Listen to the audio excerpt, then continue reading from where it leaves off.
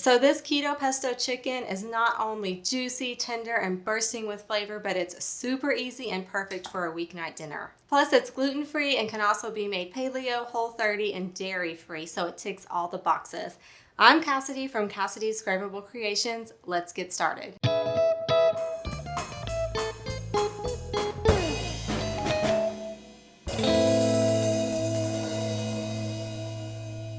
I am so excited to share this recipe with you today because, like I said before, it's just so easy.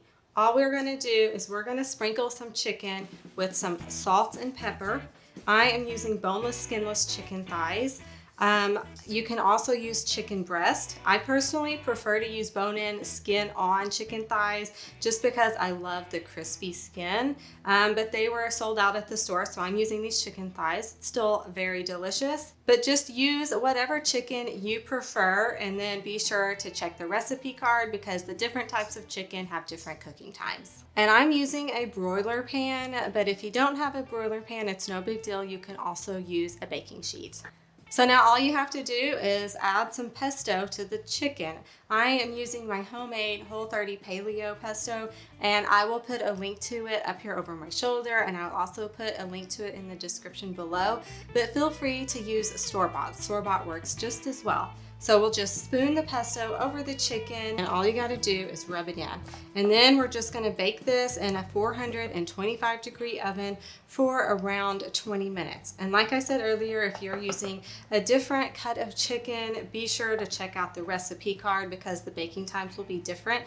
And I will have a link to the full printable recipe in the description below.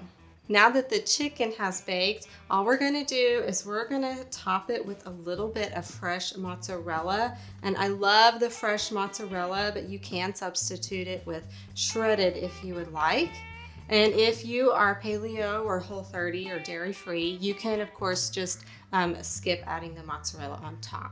Okay, so we'll just add this beautiful fresh mozzarella. Then we're gonna top it with some thinly sliced tomatoes. So delicious. Now we'll just stick this back in the oven for about 5 minutes or until the cheese is nice and melted and the chicken is cooked through. I am so excited for you guys to try this. Please let me know what you think in the comments below.